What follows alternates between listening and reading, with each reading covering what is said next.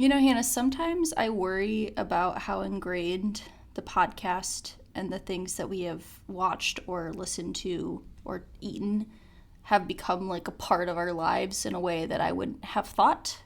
To some point, yes. Okay. So I did tell Hannah about this, but I thought it was worth sharing. So I have been taking melatonin recently.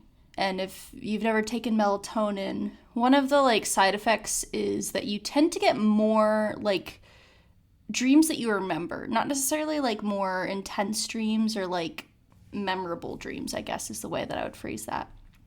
So a couple of nights ago, I had a dream. I was at a tattoo parlor and I, on my leg, had two tattoos. I don't have tattoos, so these were tattoos in my dream world. They were pretty big pieces, though, like pretty large. And the tattoo artist is like, you have this like nice open spot right by my knee. So it was like half on my knee and then like under my kneecap onto my leg.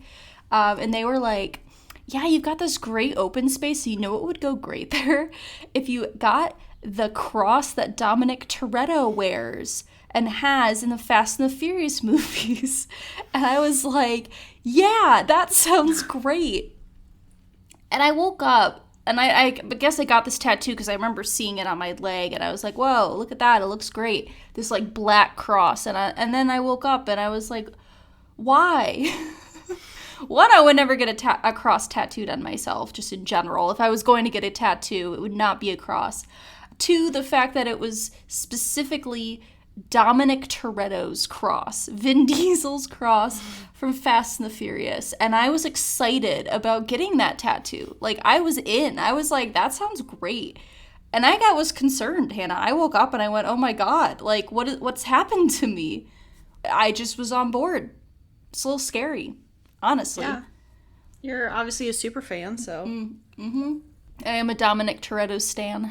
That is true. Truly. You love Daddy Dom. Oh, no. I hate that. I didn't mean for that to come out like that. But. I hate that a lot.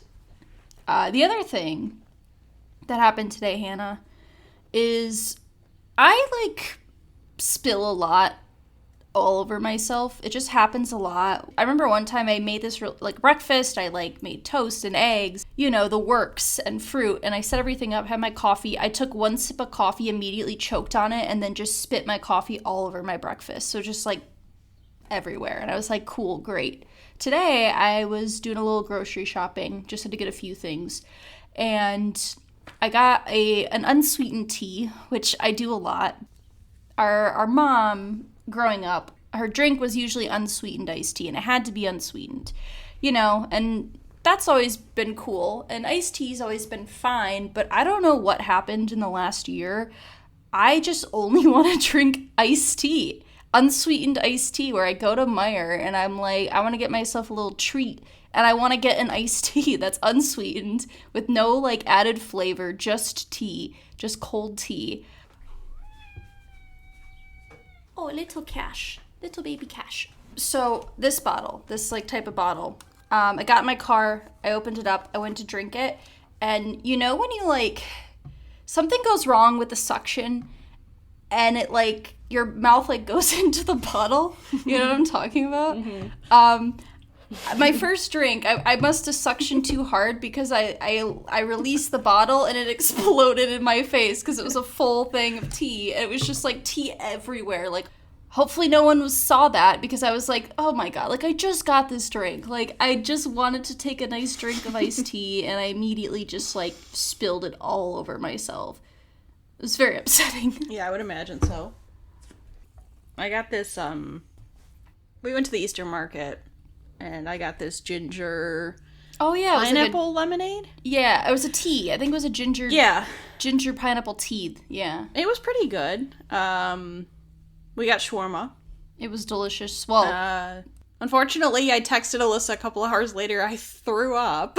Oh, you did end up throwing up? I did throw up. Oh. I felt so sick. I felt like I had the worst acid reflux. It was just pure... It was probably the garlic. Yeah, I would just burp and it was just pure acid that was coming up. I ended up throwing up and I felt a lot better, so that was great. I guess that's good, but also not at the But same yeah, time. was it worth it? Yeah, I enjoyed the shawarma. Okay. I mean, it was good shawarma. Yeah, but I think I'm gonna not have shawarma for a while. I think, Hannah, it's probably onion garlic. They did go heavy on the onion and garlic. And Yeah. as someone like yourself who is more prone to acid reflux than maybe the average person is. Right. Can't. My soft little stomach can't handle it. Maybe plan to have some Tums or Pepto if you have shawarma again. Yeah. You know? But yeah, so, you win some, you lose some. Sometimes you just eat shawarma and you throw it up.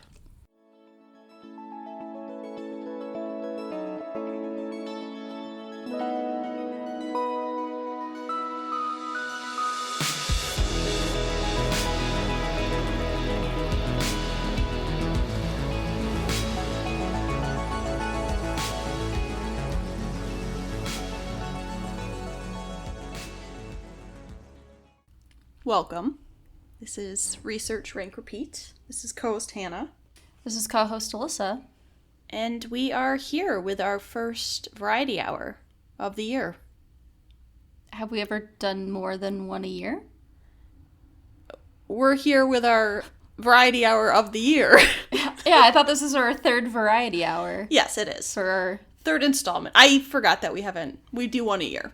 Okay. Yes. I was a little confused. You got me a little confused there, but... Yeah. Technically, you were also right. It just... It was our first one Yeah. in 2023. Yeah. So, I mean, it hasn't happened yet, but... okay. but It will. Semantics, it's fine. Anyways, yeah, we're back with another variety hour. Sometimes we just like to take a little break and just do some more mini games, if you will. Yeah. Yeah. We like games. Yeah, we like games. We like competition. We like getting to be creative in like maybe a little bit of a different way than the way that our episodes usually work. Yeah. And then if we like things, we can bring them back or not, depending on how we feel about it. Like this year we have 2 returning Bits. Segments? maybe? Yeah, segments. and we have 2 new ones that we came up with. We do. And they could be terrible. Yeah. Who's to say, really? Who's to say? But why don't we just jump into the first segment, Sure. which is a returning fan favorite. From every year. And it's also one that we started on Variety Hour, and now we have all of our guest hosts do prior to the beginning of their episode. Right, which is speed ranking. Right. Really gets you in the mood. Really does. If you haven't heard any of our episodes where we've done speed ranking before, just to give you a little overview, what will happen is Hannah and I will ask each other to speed rank a category of our choosing. So previous things we've ranked are like the characters of Sex and the City, High Chew flavors, bits from the Amanda Show. Those are just some of the ones from last time. We've also, when our guests are on, we ask them to speed rank things as well. But you have to do it in a quick, timely manner. Yes. You don't no time for thinking, just go. Yeah. So, we each came up with 3.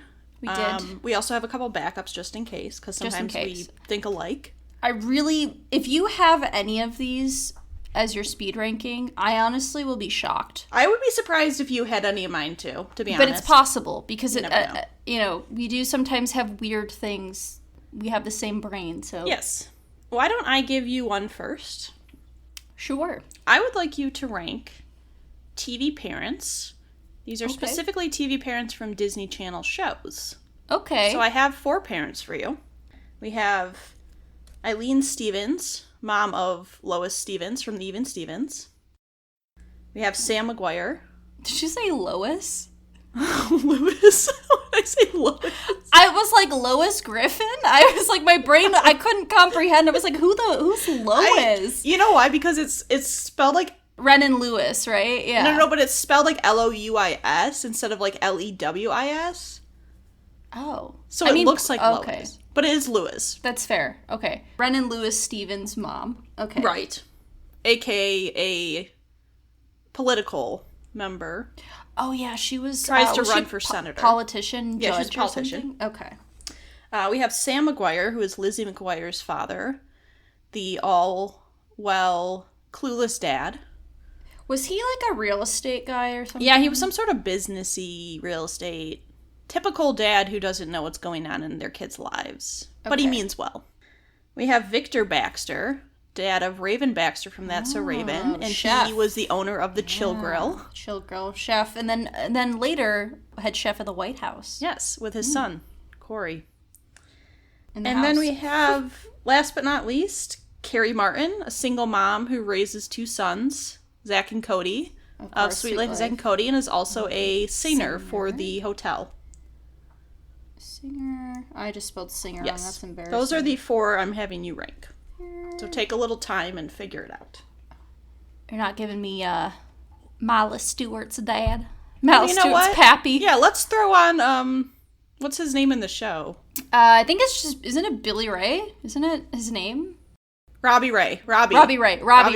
Okay. A.K.A. Right. Billy Ray Cyrus, actual Miley Cyrus's dad from the Hannah Montana show. Okay.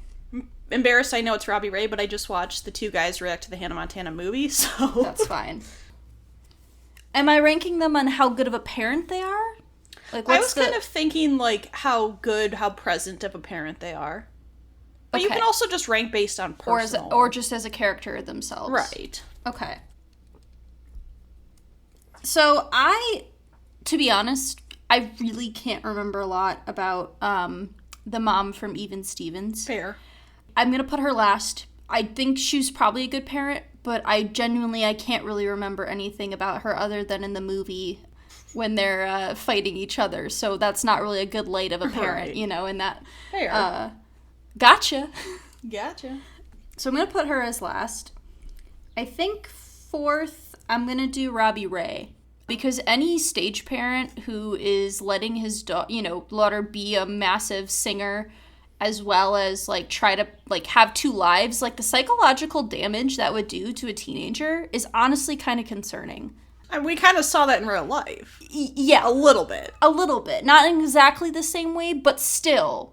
Also because he also was like trying to do his own singing career as well, so I feel like pushing your child into something that maybe they didn't want to do. Right. Number 3, I'm going to go with Sam McGuire. I think that he is a good dad. I don't think that he is by any means a bad parent. I think, though, that he is a clueless dad and plays that trope, I mean, as well as one could. Right. But it is kind of like you have a teenage daughter and it's like, oh, I don't know anything, you know? Like, oh, what's going on? Yeah. I specifically, the episode that I think of is when she wants to buy a bra and she's just like screaming about wanting a bra and her dad's just like, He's like, bras! the horror. How dare you? Fine dad. Typical Midwestern dad, Right. I would say. Not that, I don't even think they lived in the Midwest, but he had that whole like, I'm involved, but only to a certain extent type Right. of parental situation. So, number 2, this is probably the hardest. Yeah. These 2 have a hard time with, but I'm going to put Carrie Martin as second. I respect her ambition in terms of having a career while also providing for her kids. Because, yes, Mr. Mosby hates those little fuckers because they just run around his hotel and causing mischief, and she's not watching them because she is working. So they're kind of like raised, in the hotel. They don't necessarily have a parental figure there 24/7, but she is involved. She like wants to be involved in their lives, wants them to have a good life, and is, does what she can. So I can respect that, she's a single mom doing her best. We respect that. Number 1 is going to be Victor Baxter, because I specifically remember him being a really big role model for Raven in that show. And I remember him being very involved and like generally I feel like was the parent. Dad generally gave her most of the parenting advice. What was Raven's mom's name? She was gone from like the last season. She left in I feel like season 3. Yeah, so she wasn't even in the whole show, but I feel like her dad was very like supportive of her and like respected her, and I felt like they had a good bond and like wanted what was best for her. Yeah. So I liked him the best. Okay. All right. I will give you, because we're talking about TV shows, I also had a children's show ranking. So, Hannah, I would like you to rank The Kids Next Door. I almost did that. Did you really? I almost wrote it That's down. funny. I didn't. So if you need a reminder, Yes. there's number 1, whose name is Nigel. He is the bald child who wears sunglasses. He's got a little red shirt on. Number 2 is Hoagie. He wears like a pilot hat. It was described in his Wikipedia page as being overweight, like a blue shirt. Number 3 is Kookie. She wears like the oversized green hoodie and is obsessed with like the equivalent of Care Bears. What's her name? Kookie. Kookie. Kuki. Kookie. Okay. Number 4 is Wallaby, who is the Australian kid with the orange hoodie with like the bowl cut. Is very like smarmy. And then number 5 is Abigail, who is the tomboy with the red hat, blue shirt, and her older sister is one of like the evil teenagers. Yes. Okay. It's not because he's described as overweight, but Hoagie is number 5. I just remember not always being the biggest fan of Hoagie. Like his name's Hoagie. His name's Hoagie. I just made that connection. I almost want to bump him up a spot just because of that. But I just remember like not having very much of an opinion of him. So I feel like in that case, I'm going to put him last. Number 4, I'm going to go with Kookie. I think I was a fan, but the thing that holds her back is that she's not Australian, she's not a tomboy, and she's not Nigel. So by elimination, she has to be 4th. That's fair. Okay. Ooh. Number 3 is Wallaby. I love a good Australian. But the bowl cut, not a look. Even if you're Australian. I have to base this off of what I remember, and I don't remember very much. That's okay. I understand. Number 2 is Abigail. I was always a tomboy growing up, so I felt like I related to Abigail. And it was cool to see on TV. Number 1 is Nigel because he was a bald bitch. Not in the way that Caillou's a bald bitch, but he was like a boss bald bitch. So he's not a little bald bitch. He's a boss bald bitch. No, he was like a boss bald bitch. He was cool. That's fair. I hate to put number 1 as number 1, but he was. That's pretty similar to what I would have ranked them, but I would have put number 5 as first. She was always my favorite. Okay. I would like you to attend the concerts that we've attended together. Okay. So, the concerts we've attended together are Train and Maroon 5. Right. Carrie Underwood. Of course, that's the first one I thought of. We the Kings / Simple Plan / State Champs. Okay. Jonas Brothers. Joe Bros. Billy Joel. Yeah, and it would have been... Would have been Lizzo, but... Would have been Lizzo. Yes. As far as I know, those are the only ones we've been to together. I think so. It's hard because, like, I've been to more concerts. I was thinking of all the concerts I've been to. No, that should be it. I think probably last would be Train and Maroon 5. Not so much because I think it was a bad concert, but because I really don't particularly listen to a lot of Train and Maroon 5 anymore. I don't remember it being bad. I think it was also the first concert we went to, so it was fine. Number 4, I think would be the Jonas Brothers. It was a really fun concert, but that is by far the loudest concert I've ever gone to in my entire life. And I wish I had worn earplugs because it was so bad. Like, my ears were ringing for like a good 2 days afterwards, which I don't think has ever happened before while I've been attending concerts. Because I've been to a lot of concerts. Good concert, but way too loud. Yeah. Wouldn't do again. 3rd, I'm going to do We the Kings. So We the Kings, Simple Plan, and I think State Champs was the other band that were there. It was a good concert. I liked the smaller venue. Of all the concerts we've been to, that's the smallest venue that we've seen a concert at, because all the rest have been at relatively bigger places. The venue's nice. That's where I saw the Shrek rave was at that venue. Mm-hmm. I feel like it was during the week, so I had to like... Yeah, it was like... Yeah, it was like a weird... Wednesday? Yeah, it was like a weird day of the week, so it was like kind of like I had to go right back to work or something like that. So like the timing of it all was kind of a little, I think, maybe just collectively as an experience, I'd probably put 3rd. 2nd, I'll do Carrie Underwood. Mm-hmm. I've said it many times in this podcast. I'm not the biggest fan of country, but, however, that season of American Idol, all in on Carrie Underwood. We definitely voted for her. We called in on those American Idol lines. Idol 1, Idol 2, you know. We were calling. We were on those lines. We had 2 phones at that point, and we would both take one phone and then just keep redialing until we got through. And we did that for like 30 minutes. Yeah, after it ended, yeah. And then we'd be told to go to bed. Generally, that's what would happen. But anyway, so clearly, because she won American Idol, great live performer, good show. She flew across the stage. Hunter Hayes was I could have done without him as the opening act. I probably would have preferred somebody else. But it was a really good concert, and I did enjoy it and generally enjoy her music. But number 1's always going to be Billy Joel. It's never not going to be Billy Joel. You know, he's one of my favorite artists in general.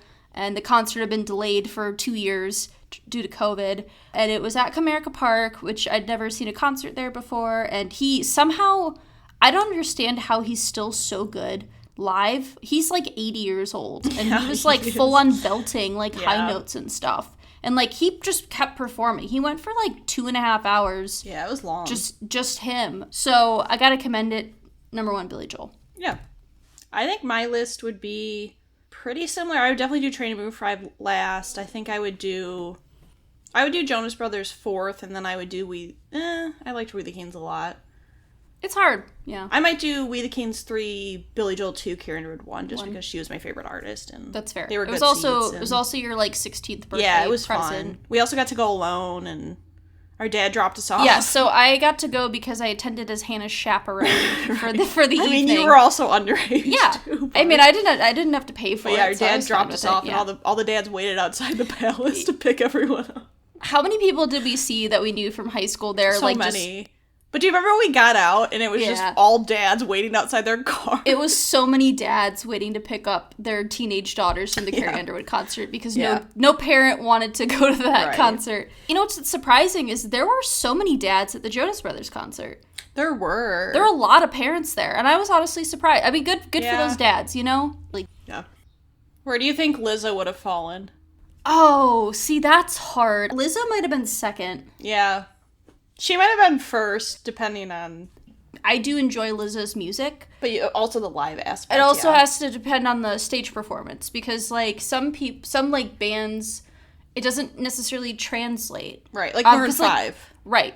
Like, I really like the Strokes, but I know that they are notorious for not performing their big hits in concert. Like, they don't perform a lot of their bigger hits, and they're not really known for being, like, spectacular live performers. So I haven't really had a desire to go see them in concert. But if Lizzo had gotten out there with her flute... Oh, I just wanted... Yeah, the flute.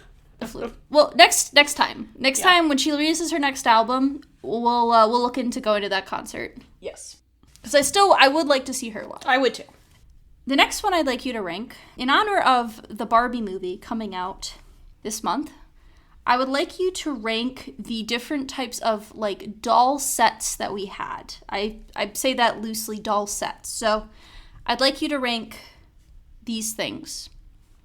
Barbies, Sweet Streets, Polly Pocket, Littlest Pet Shop. Since we already covered American Girl, if you would like to include Bitty Baby, you may include Bitty Baby, but that's an optional one. Fuck yeah. So, those ones. We had other things, like we had some Bratz, we had Betty Spaghetti, we had a couple other things, but those were, like, I feel like the big ones that we played with a lot growing up, so. Okay. 5 is Littlest Pet Shop, because I have horrible memories of Littlest Pet Shop. I thought you might say that. I was bullied. I wasn't allowed to use half the animals. Well, that was only at an unnamed friend's house. But it just ruined it all for me. I don't think they listen to the podcast. Yeah, I don't think they listen to the podcast.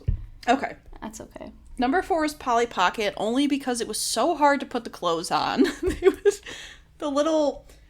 So I did Polly Pocket inclusive. So we had the old sets where they were, like, little tiny people. But then we also had the bigger ones. Like, stretch the clothes on. But either way, like, the tiny ones were so tiny, and you would just lose them. The little pieces. They were cute. They were fun, but only for so long.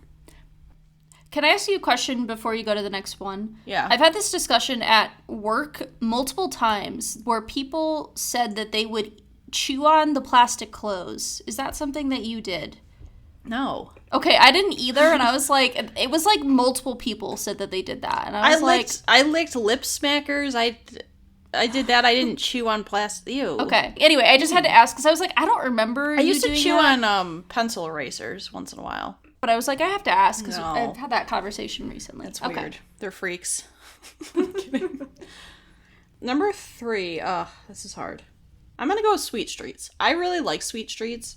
Sweet Streets was a lot of fun. I like that they gave you that map, that like sheet, and it was like a map. We had a ton of the different areas. Like We did. it was fun. I remember there was like a classroom and there was a bus, and it was fun. 2. I'm gonna put Barbie at 2. We certainly spent a lot of time with playing Barbies. We had like an airplane. We had like all this different Barbie stuff. I gave a couple haircuts. Yeah. I did as well, I think. I gave one of them a bob, I remember. Yeah.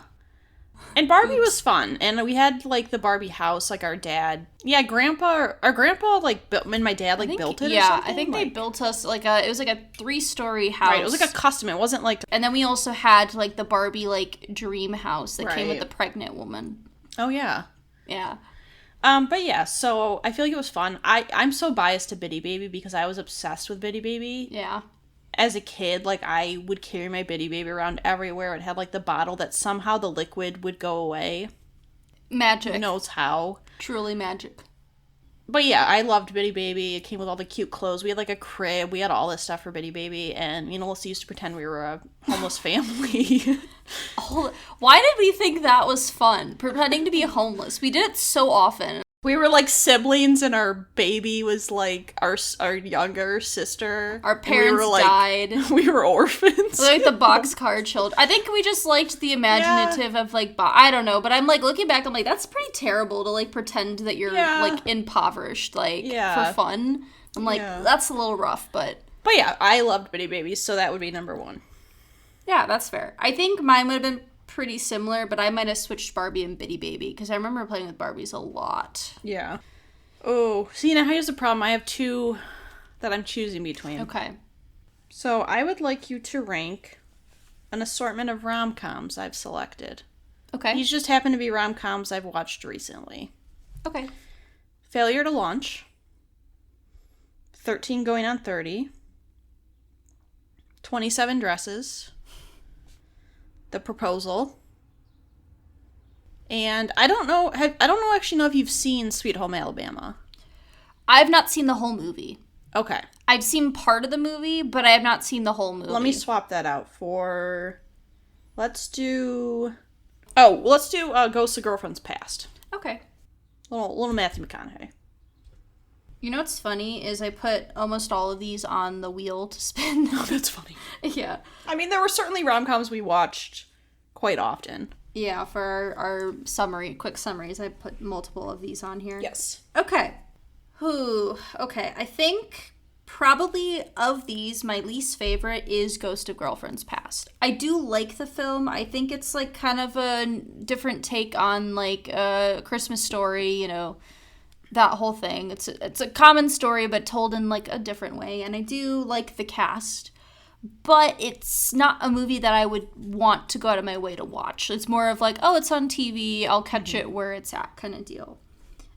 I think the same thing kind of with Failure to Launch, where that is just, I've never sought out that movie, but for some reason, every single time we went on a trip, it was always on TV. So I've seen it tons of times, and I've seen it in chunks. I don't even know if I've actually seen it all the way through from start to finish. I've seen chunks, like so many, but I'm like, I've seen the whole movie just in like various amounts of time.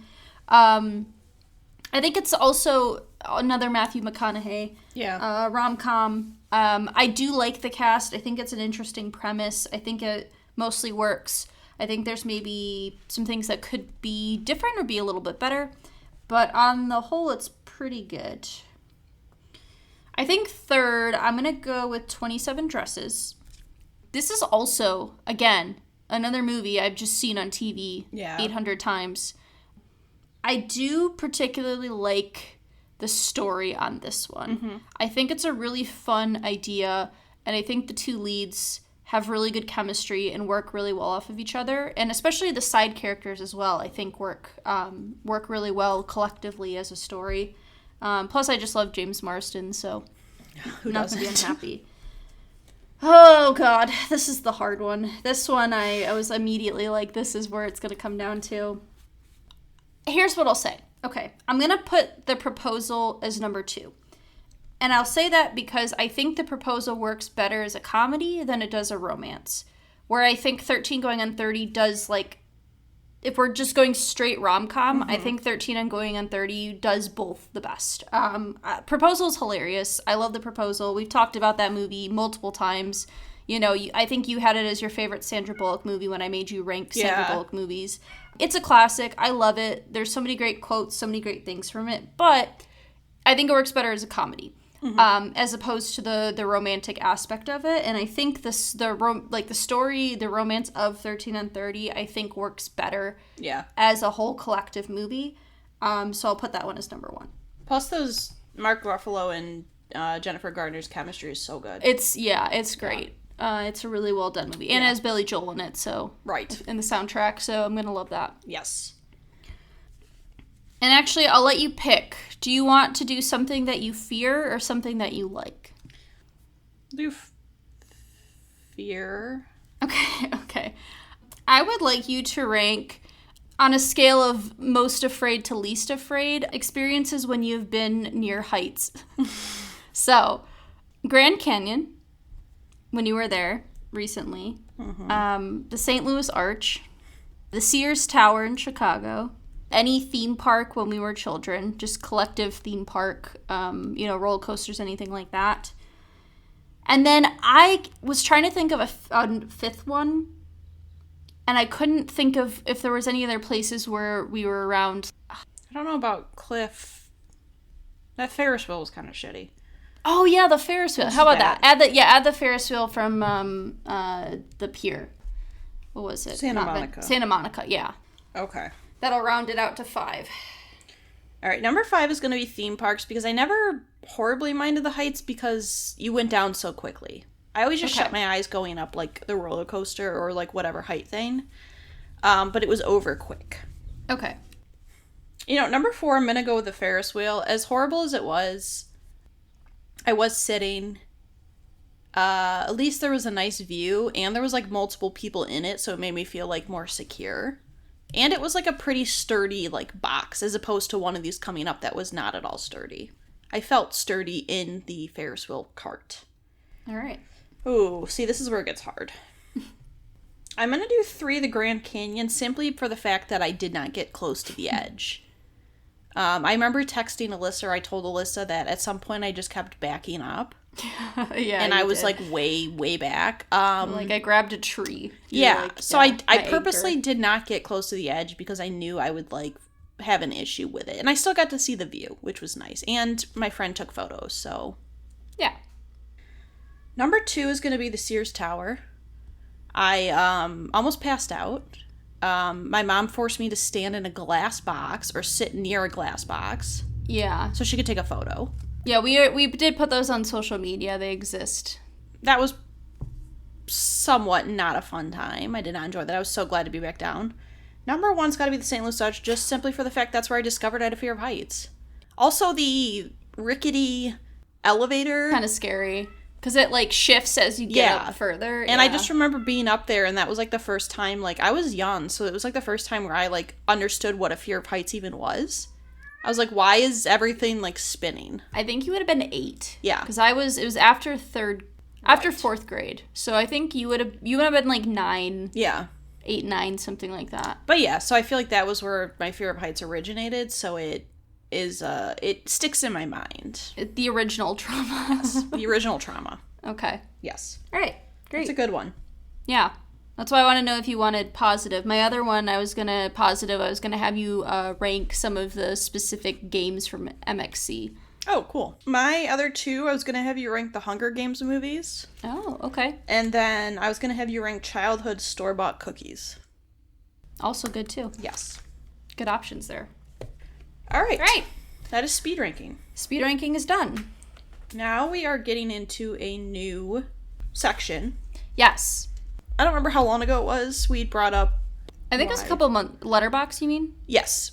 Yeah, I think we brought it up maybe in February or March. somewhere around there, we mentioned that we had started a letterbox for Right. Our podcast. Yeah, we have one for our podcast. For people who don't know, Letterboxd is basically like a movie, a way to rate movies, write reviews, a bit of like a social media aspect where you can like follow other people's lists and see what other people are watching and make like watch lists, stuff like that.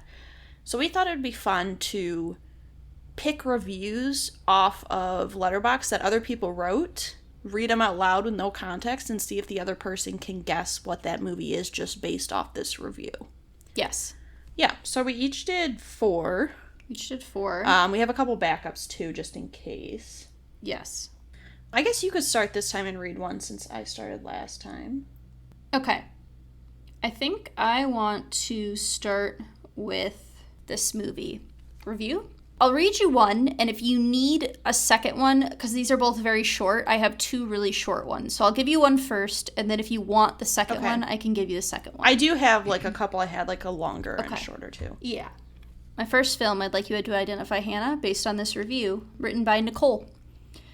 Absolutely formative movie for me.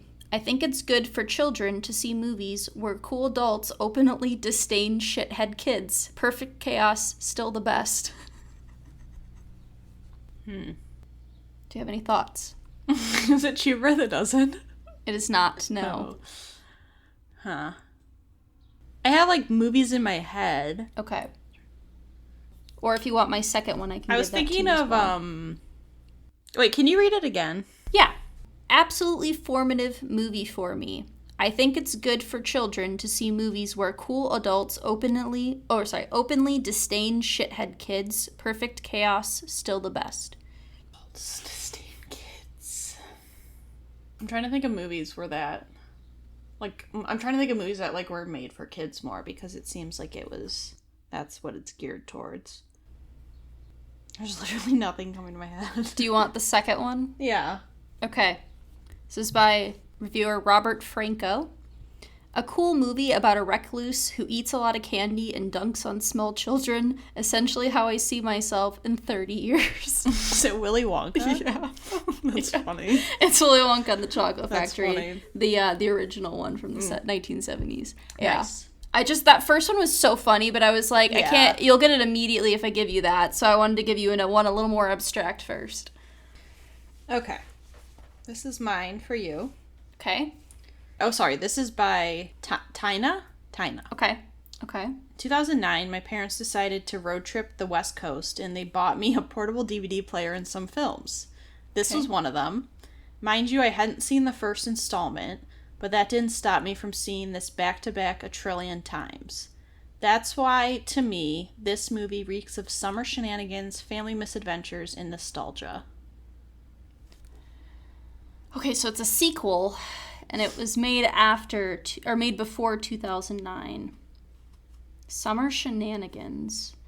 It really sounds like a Cheaper by the Dozen 2. Is that what it is? Okay. I was like, what do I think Hannah would pick a sequel to? The other review is, I just thought it was funny, statistically at least one of these kids has to be a psychopath, I'm just saying.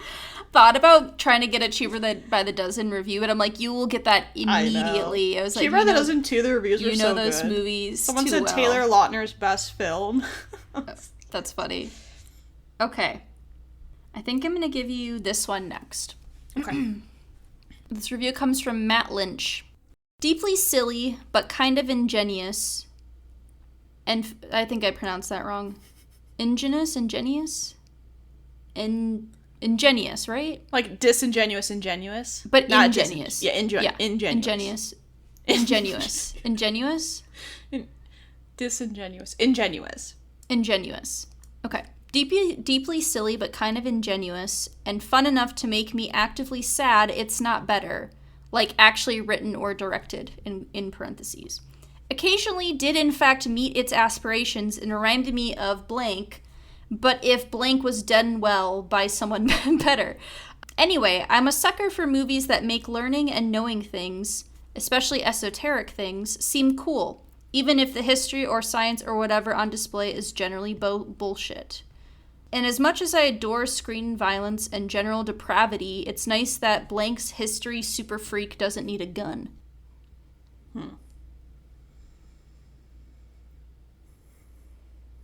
National Treasure. It is National Treasure. Yeah, it's National Treasure. It's like, what movie is History? I know. I was like, it's kind of vague, so it's not exactly like spelling it out. Well, I had other movies in my head. I was like Jurassic Park, Jumanji, like.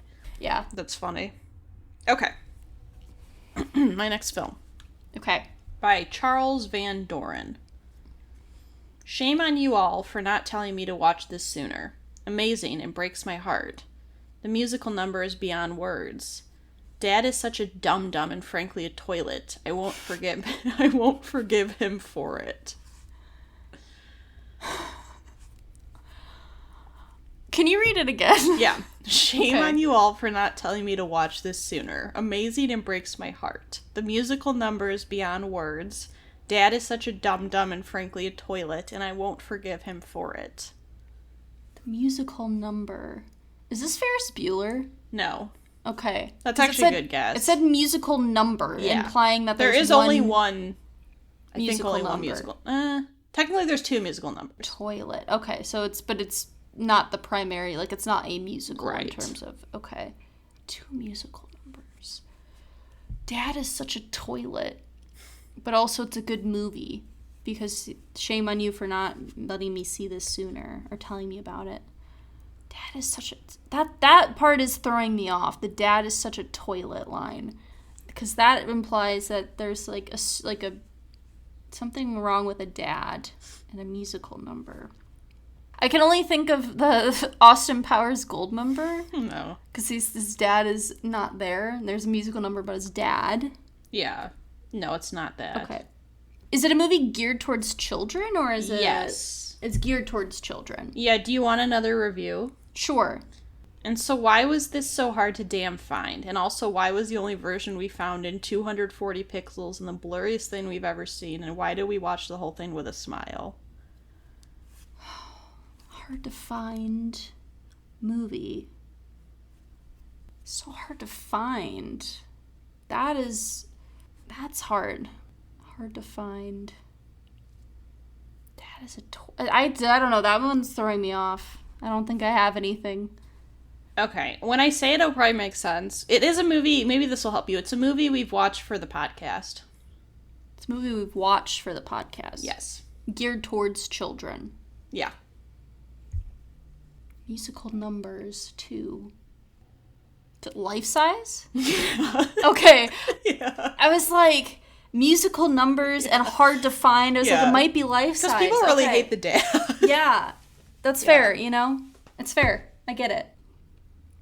This is from Branson Reese.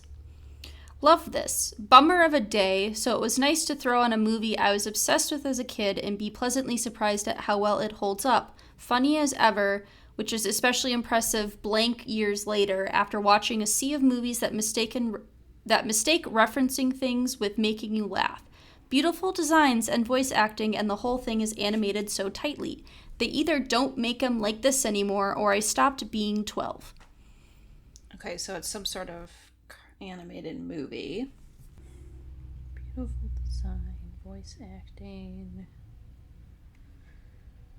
They don't make them like this anymore, so it must be a little bit older. Well, it depends how old a person is, but it sounds like it's older. Let's do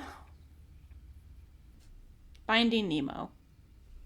No, but you're on the right track. That's what I was kind of thinking. It's either Pixar or Disney. You're on the right. You're in the right range of time. It's in that general time. I kind of assumed too. it was around Okay. that time. Incredibles? Mm-mm. If it's Cars, I'm gonna throw up. It's not. Okay. It's not Cars. It's not Pixar either. Oh, okay. If that helps. Okay, that does help. Because you've only guessed Pixar, so I I was know. like, I don't want you to think I said on the right track and it only be Pixar. I thought you said track like Cars, like it was a hint. Oh, no, it's not Cars.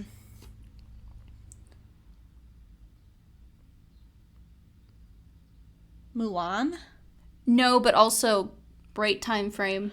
I'm trying to see if I have another Yeah, one. I'm trying to think. I'm like just gonna name off movies. Okay, here's another one. Ready? Yeah. yes, I'm the guy who's never seen this before. It came out while I was in college, and I wasn't going to a lot of Disney movies back then. If it had come out 10 years earlier, or I'd been born 10 years earlier, I'm pretty certain this would have been my favorite Disney movie ever. It's kind of like Aladdin if every character were the genie. Kind of like Aladdin if every character were the genie? Yes. I'm just more confused. See, my problem is everything that's coming in my head is Pixar because we've done all the Pixar movies. I haven't... The last line, I'll just add it because I stopped too early. I scrolled too far. Just total silliness with inventive designs and slight gags. Or sight gags. I don't know. You give up. Nothing's coming to my head except for Pixar right now. It's poison, Hannah. The poison. What? The poison. It's Cusco's poison. Oh, Emperor's New Groove. It's Emperor's New Groove. Poison. Yeah. I was like, Snow White. I had such a hard time finding any review that didn't quote this movie. I was like trying to find ones that were like relevant. Yeah, you were like, Mulan was almost, I think it was like a few years before this came out. Like maybe 2 or 3 years. So you were on the right track though. You were there. Good to know. Okay. I don't have the name of this person. I apologize. That's okay. Whiplash, but for the girls and the gays, and without all that annoying jazz music. So it's like the movie Whiplash. Okay. Could be Chicago. I'm trying to think of like intensive training for something, but for the girls and the gays, and not Whiplash, and not without jazz. Okay. Chicago comes to mind. Burlesque comes to mind. Whiplash is about... Okay, let's see. Whiplash is about intensive drummer who's not on tempo. My tempo. So is it musical? Like instrument theme still? But it's like similar in style. I would focus more on the dynamic between the... Ooh, Black Swan? No. Okay. It's not the like... dynamic. It's not like performative or like musical, but like more of like the dynamic between like student teacher or like inferior... Yeah. Student teacher for the girls, for the girlies. And the gays. Okay. I'm trying to find another comment that won't, like, give it away. Yeah. I had a hard time with this one because all of them were, like, giving it away. Basically. Very specific? Yeah. Okay. Let me think. Oh, Devil Wears Prada? Yes. Okay, yeah. I got there. Okay. Yeah. I was like, there's gotta be something. You know that's what? Like... When I read that comment, I immediately passed it, and then I thought about it. I was like, you know what? They got a point because it's, like, the dynamic between... You know what's funny is I almost did go to Devil Wears Prada to find reviews. I ended up not. The problem was all the comments were like, the friends and the boyfriend suck, and I was like, you would have known it was Devil Wears Prada. And then a bunch of Stanley Tucci comments, and a bunch of people saying how they thought that Emily and Andy were lesbian lovers. You know. Okay, so I'm going to give you one to start, and then I can expand on it from there. But I thought this made me laugh, so I wanted to give you this one first. All right. This is by Lizzie. When are we all going to acknowledge that this is actually a cautionary tale about what happens when you get into a relationship with a dickish nice guy type who only wants you because of his insecurities with a single status, and this kind of relationship is not healthy at all? That could be so many movies. It could. But I thought it was funny that I wanted to start with that first. So what do you think? And I'll pull up. I had another one. Huh. God. Insecurities, dickish man. I have another one if you would like it. Yeah, I have like a million movies in my head right now. Okay. Chick flicks be damned. I love this movie and I'm not ashamed. There's just too many things going on here that are pretty close to perfect. I can't bring myself not to love it. Its unique way it tells its story is probably what drew me into blank in the first place, starting at the end, jumping 500 Days of Summer. Yeah. Yeah, that was one of the movies that popped in my head, but I had so many rom-coms are just like the I know. I was gonna say it was very vague, but I thought it was there were so many comments that were like, "This is just a bad relationship with a nice." Yeah, I was like, it just made me laugh. That one was. Here's the top comment though, Hannah, and I wanted to just pick this, but I was like, I can't. The top comment or the top rated rating just says, "Roses are red, violets are blue. Fuck you." Fuck you. I was like, I can't say that because so it's immediately known. Yeah. But anyway. All right, that was my last one. Okay, here's my last one. Surprisingly emotional and melancholic with a nice ending, but otherwise not worth mentioning. All in all, a solid trilogy that will hopefully be left alone so that it stays a 3-parter. Okay. Stays a 3-parter. Can you repeat that? Yeah. Surprisingly emotional and melancholic, with a nice ending, but otherwise not worth mentioning. All in all, a solid trilogy that will hopefully be left alone so that it stays a 3-parter. Okay, so it's pretty shit except for the end. And melancholy, a 3-parter. What 3-part trilogies? What trilogies are there? I don't know why I keep thinking Austin Powers. It's not Austin Powers. I know, I was like, that doesn't sound right. Like, that doesn't match. But I'm like, I keep thinking of ones that have more than 3 films is the problem. I'm having a hard time trying to... Oh, Madagascar? Mm-mm. Okay. That's a good guess. All right. Is it like animated or is it live action? It's animated. It is animated. Okay, that helps a lot too. Oh, is it Cars? It's Cars 3. It's Cars. Okay. Cars 3. Cars 3. All right. Yes. I was like, it's because I was thinking like the Batman Begins, like the Dark Knight trilogy, and I'm like, but those are all good. Right. So that doesn't seem right. Okay. I did not appreciate the slander comments I saw in Cars 3. Yeah, I'm not surprised. Not warranted. Sad. Okay. So that was great. Letterboxd. That was fun. That was Letterboxd. Okay. We have another new one. Would you like to introduce this one? Sure. So I don't remember where I got this idea from. Actually, you know what I do. I was on Reddit and I read a headline that I thought was ridiculous and I took a screenshot of it. And then I asked Hannah if for our next variety hour, if we could find ridiculous headlines. Each of us, I believe, have picked 3.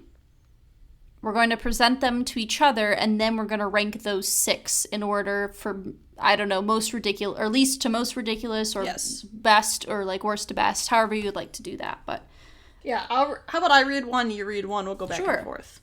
My first headline. I have you know this is from the Oakland Press. Is it really? Our local... That's fantastic. Yeah. This is the county we grew up in. It's their paper. Okay. Man steals $500 of crab legs. Drops them in parking lot while fleeing. That's the whole headline. Okay. Man steals $500 crab legs, drops them in parking lot while fleeing. I'm not surprised to hear that. No. Now, there's our like local newspaper. It's insane. Has some of the most ridiculous headlines I've ever seen in my entire life. 2 of my things came from Oakland Press. Yeah, for some reason our local paper had the most ridiculous headlines all the time. My absolute favorite one, and I'll never find it, but I don't know what the headline said, but basically somebody threw a box of pancakes or waffles, like a takeout box, off of the bridge by our house, and it hit a car driving below the bridge, and when they went to run their windshield wipers, they spread syrup everywhere, and then they couldn't see, and then they called the police. It's such like a thing to do. Okay. The one that I've chosen to pick. Are you ready? Accident nearly turns trucker into human balloon. What? Accident nearly turns trucker into human balloon. I don't understand what human balloon is. A trucker slipped and fell onto an air compressor hose, went up his asshole, and started launching compressed air into him. Yeah, it started to bump. I felt the air rush into my body, and it felt like I was going to explode from my Did he foot. not have pants on? When he fell, he landed on the brass fitting, which pierced his buttock and started to pump his body full of air. That would hurt. It'd be like incredibly, it's like full of gas. Like your body's basically Well, also full the of fact air. that it went up his asshole. Anyway, he didn't die. Oh. He lived, but it could have been terrible. Yeah, he could have easily exploded. Like just too much air. Okay. Anyway, the headline itself I thought was ridiculous. Yeah, So. it's just insane. So, yeah. Okay. This one's also from the Oakland Press. Okay. Woman suspected of robbing Family Dollar in Pontiac found hiding in bushes. You're in the bushes. You're in the bushes. Okay, so it's woman suspected of robbing Family Dollar found hiding in bushes. That one was like recent. It just happened because funny. it came up on my phone. Okay, I just like this one because I think it's funny. This one is from Ohio. Of course. Mayor quits after saying ice shanties may bring prostitution. Mayor quits after saying ice shanties for ice fishing, just for clarification if anyone doesn't know what an ice shanty is, may bring prostitution to the state. Of course. Yeah. Only in Ohio. Only in Ohio. It's last year. You know what? We have to do a Florida one. I was looking for a Florida man one, and I didn't find any I liked. I just like the description of this. Okay. Nearly naked Florida man arrested after multiple hit-and-run crashes. I'm like, what is nearly naked? So I looked it up. He had a tiny cloth over his dick. Oh my god. I was gonna say, does he have a sock on? What's the... No, he had like a Tarzan thing going on. God. Okay, so it's nearly naked Florida man arrested after multiple hit-and-run crashes. Okay, multiple. Multiple That really hit-and-run. brings it he went on a together. spree before he got arrested. Okay, now this is the one that I saw that made me want to do this. Okay. Suspicious. Chef Boyardee can on wheels leads Chicago cops to shut down street. And there is a little picture of a Chef Boyardee can attached to roller skates. Oh my god. Do you see that? Yeah. Did they think it was a bomb? I think so. And the top comment was, uh-oh, SpaghettiOs. And Okay. I could not believe that was a headline. Wait, suspicious? Suspicious Chef Boyardee can on wheels leads Chicago cops to shut down street. I was aghast, truly. And then I was like, we have to do something. I have to do something with this because it's ridiculous. Okay. The one I did not, I had one extra one, was Maine woman punches bear that chased her dog. Okay, the other one I had as a backup is... Well, I had two backups. One is woman accidentally joins search party looking for herself. I think I've read that one before. I thought was funny. And then the other one I saw that I was like, I don't know if this is actually true or not, or if I've seen this one before. So I was like, I don't know if this is like a made up one, but guy who says, that's context. Yeah. Guy who says let me start over. Guy who says God sends natural disasters to punish gays has his home destroyed in natural disaster. I've seen those too, and I don't know if it's like a fake, like... I was like, I don't know if that's actually real or not. Like, it's hard to say. So anyway, I didn't pick that one, but I thought it was in good humor, so... Okay, we'll take a minute to rank. Yeah, to rank them. Okay. All right. I will start. Okay. Number 6, I did the woman suspected of robbing Family Dollar in Pontiac hides in bushes. I just thought it was funny because of you're in the bushes. Yes. I also put that one as number 6, but I thought that was funny. Just hiding in the bushes nearby as a means of escaping after robbing somewhere. Okay, number 5, I went with man steals $500 of crab legs, drops them in parking lot while fleeing. I do like the image of a man fleeing with crab legs and dropping them. I mean, they're not cheap. Those are expensive. That'd be a sad time. Number 5, I went with the mayor quits, saying that ice shanties will bring in prostitution, because although it is a ridiculous headline, it's not like something out of the ordinary that I'm Right. like, I just think it's funny that It's he just was funny. like, they're going to have their ice huts. You're going to bring in the prostitutes Yeah. to Ohio. It's Right. happening. Yeah, number 4, I did The Mayor Quits, the prostitution one. I think it's the same. I think it's funny, but I also think it's like, it's believable because stuff like that is said and stuff like that. Yeah. It's just it was the way it's written is funny. Yeah.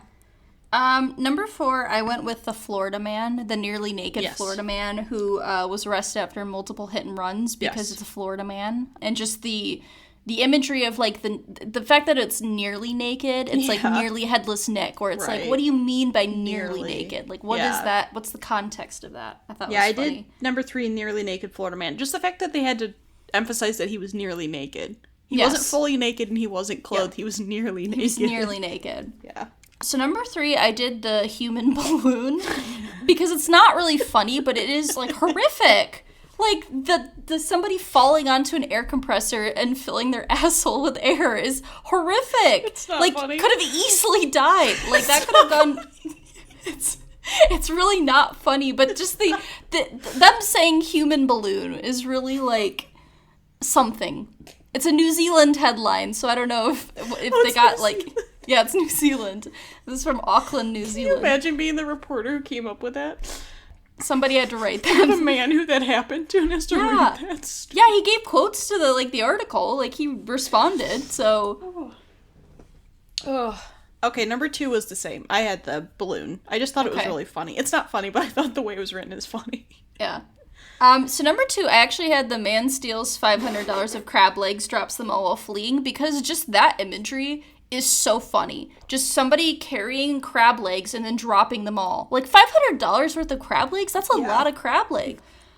Just the imagery of that, and especially like near where we grew up, I could just see it, and it's funny. They probably were at like Papa Joe's. I was gonna say, you go to Papa Joe's or and like, man's running out. Nino Salvaggio's, Yeah. and just like sprinting away with crab Yeah. legs, and it's funny.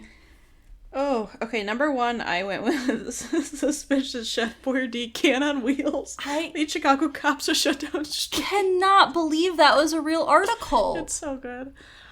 I mean, it accurately describes what happened, but the fact that it happened, who did this?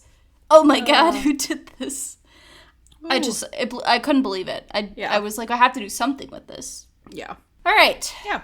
So now we have our Ooh. last one. We have our speed summaries. Oh.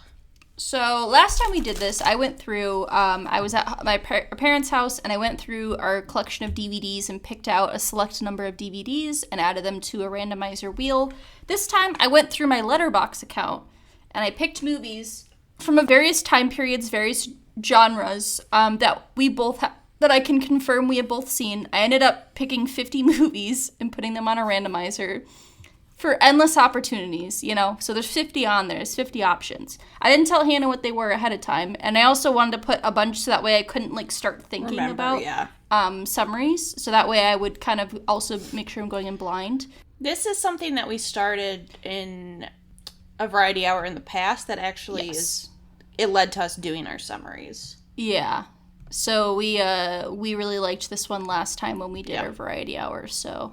All right, so we have 50 option is a very, very thin slivers on this randomizing wheel. So click to spin. All right, spinning. And our first movie is 21 Jump Street. Ooh, okay. Our first movie is 21 Jump Street. So Okay. I cannot remember the name of Channing Tatum's character. Schmidt and... Jenko. Okay, because I had Schmidt and I was like, Jenko. Yeah. Okay. All right. Okay. I'm ready. Do you want to go first? Sure. I need some more. I can barely see this. Let me try to turn on a little bit of another light because I can't see very. I can't see without my glasses. When two clearly adult undercover cops pretend to be high schoolers to find the source of a new drug strain, all hell will break loose. Schmidt, previously a loser, finds himself popular, and Jenko, who was popular, is now the outcast.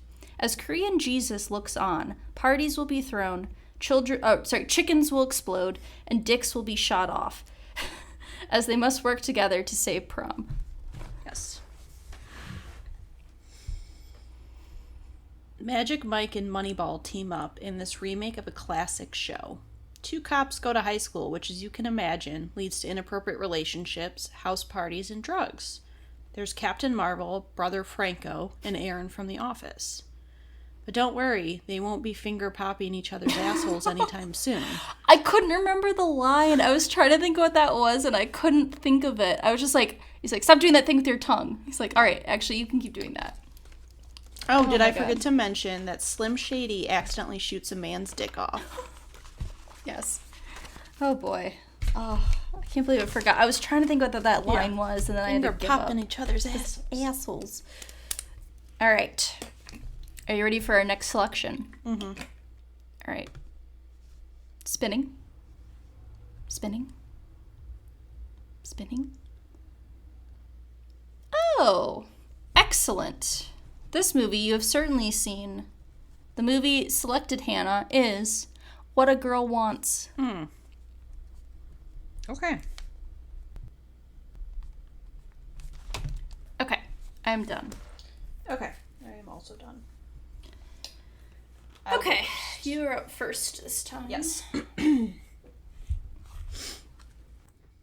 When Amanda Bynes decides she's tired of not knowing her father, she goes on a quest to Europe to find him. Him being the marvel that is Colin Firth. She soon discovers that in order to be a part of his life, she must change who she is as a person. In this Cinderella-esque film, we must always remember, as my childhood crush says, why fit in when you were born to stand out? Yes, Yes. of course. Yes. Viola Hastings isn't your average American teenager. Growing up in New York, with her mom, she one day decides to sneak away and travel to London, where her absent DILF dad, Mr. Darcy, is royalty. As she adjusts to a life much different and more uptight than her own, Daphne must choose if she's willing to change or stand out and miss her father-daughter dance one more time. Such a shame. I know. Let's do one more. Yeah, we can do one more. Okay. All right. Our movie, Hannah, is Footloose. Ooh. The Footloose. original. The original, yes. Okay. I am ready. Okay. Who starts? I think it's me this time. Okay. Because you started first last time for What a Girl Yes. Wants. Okay. Kick up your Sunday shoes and prepare to spend your life disappointed that every school dance isn't like this one. Kevin Bacon moves to a very backwards Midwest town where dancing, and maybe music, I can't remember, is banned. As it's the 80s, and a pastor gets to dictate how everyone lives in a singular town. He's a gymnast who's got moves, and he'll smoke, drink, and not accidentally fall down a cliff as he tries to bring this town out of puritanical times to a killer soundtrack. Yes. Okay. As everyone knows, dancing is a sin. No one told Kevin Bacon this, though, as he rolls into town as the new kid. Dancing is his passion, and he must figure out what to do in a passionless town. Because no, dancing is not okay, but certainly playing chicken with two tractors is. There is fun, heart, and a final dance scene that will make you wish you didn't have to be dry humped by a sweaty teen on a school dance floor. Also, why is this movie JT's, aka our mom's, childhood? Yeah. Because she couldn't go. Yeah. She My couldn't mom couldn't go see Saturday Night Fever. because her dad was a pastor. Yeah, because it was dictated that the Lutheran Church couldn't go. It was banned. It was a banned movie. She was not allowed to go see Saturday Night Fever because it was determined that it was too sexual. Inappropriate. Inappropriate. Too much skin. But all her friends got to see it. I know. Too bad. Ugh. But yeah, I was trying to think of a way to work in that tractor, the yeah. tractor scene, and I couldn't do that. But I was like, I had to sprinkle in that little hot rod reference, Yes. I appreciated that. Yeah. So. Okay, so now we rank our 4 sections that we Yes. did. Which, Rank for a our 4 refresher, was the letterbox movies, we had the speed ranking, we had the news articles, and then we had the quick summary. Okay. I'm ready. All right. I was gonna say I have no idea who started. I just want to say that I think as a collective, this is our strongest group of 4 we've done. I think so. Like, the first one was a little iffy. Yeah. The first time we did it, we ran into some trouble. We did with the word association. That one was Police. We're like, ooh, police, and we're like, ooh, this is not Yeah. the right time. Okay. Do that one. I enjoyed all of these. Yeah. Number 4, I went with news articles, just because I thought, like, it's fun. I don't know how often we could do it. I mean, you can always find new news articles, but it was fun, and I think it was nice to do something different. And I had a fun time looking for them, too. Yeah, I also put the headline news articles as number 4 as well. Yeah, I think it was fun. I think, like, just as a one-off, it was nice. I don't think it would be something we needed to do that often, but I think it was fun to look for them as well, just to find, like, ridiculous things. Yeah, number 3, I went with speed ranking. I always really like speed rankings. I think they're fun. They never really get old to me, and there's so many different categories you can do. And I also think it's a cool way to do what we do, because normally we spend so much time and, like, effort into these rankings, and it's nice just to, like, not think about it and just go off your gut. So number 3, I had the quick summaries. So I really like this one. I think it's really fun. I think this specific time, I think, was less good than our last time we did it, just solely based on the movies that we got, which it's random, so you're gonna get what you're gonna get. So I still really like it, though. I do want to do it in the future, because I do think it's fun to write quick summaries. But in this particular time, I think was 3rd for me. Yeah, I did quick summaries as number 2. I agree with you. I think that it's always fun, but it really does depend on the movies you get. I think the last time we did it, we just got a really good group of movies. We did. I mean, we did. So it's kind of like the material you have to work with, but I enjoy the creative aspect that we get by doing that. Yeah, so number 2, I have the letterbox. Because I think it was very fun, especially for the first time doing it. I think it was fun to look at summaries, like reviews people had written, and then try to, like, formulate it to where I think someone could potentially get it based on what it's written. So it was fun to see, like, which ones were immediately people could get right away, and which ones kind of took a little more extra time, just like a little more words to get to, or didn't at all. Yeah, but it was fun. It was a fun new one to do. Yeah, number 1, I actually went with Letterboxd. I think maybe because it was new, and also I just had a really fun time finding them. It was fun just to read things people just wrote. to read the stuff that people said. Some of these movies I picked, it was, like, insane what people were putting in these reviews. So it was fun to read the reviews. There was a review from Treat Rare the Dozen 2 where it was, like, less horny than the first, although the dog does hump Carmen Electra, and I was like, what? My God, yeah. But yeah, so it was fun to read the reviews, and it was fun to pick ones that I thought wouldn't give it away, but would give you enough context. Yeah. I think it is fun to see, like, what people decide to write. Like, I remember we at work watched Agent Cody Banks one time, and the reviews for that movie are wild. Yeah. Like, because people are like, this is so inappropriate. Like, I didn't remember it being this inappropriate. Right. Like, the adult agent is hitting on, like, teenage boys, and it's, like, really uncomfortable as an adult. But yeah, so number 1, I put speed ranking. I always love speed ranking. I think it's fun because it's, it can be as impersonal or personal as you want it to be. Like, you can do anything. Like, anything that can be ranked, you can make it a category. So I think it's really fun to both do them and to make them for other people. So yeah, it's number 1. It's always fun. Always like it. Nice. Great. Good times. All right, well, that is Variety Hour. Yes. Done our first of the year, as Hannah said. First and our last. Yeah, I don't know. In case unless we decide to do one at the end of the year, which I don't think we would. I don't think so, because we have it all planned out. But yeah, but you know, it's possible. But yeah, if you want to follow us, we have Instagram, we have a Twitter for now. I don't know, we'll see. Twitter's kind of Yeah. got some problems. We might not really use that Twitter anymore, as much, but we have Letterboxd, so feel free to follow us on Letterboxd. I have been updating our account as we have watched new movies, so anytime we'll watch new movies, I'll make sure to add them. We also have a Gmail, r3podcast@gmail.com. Feel free to let us know if you have any questions, comments, concerns. I'd love to hear them. If they're positive.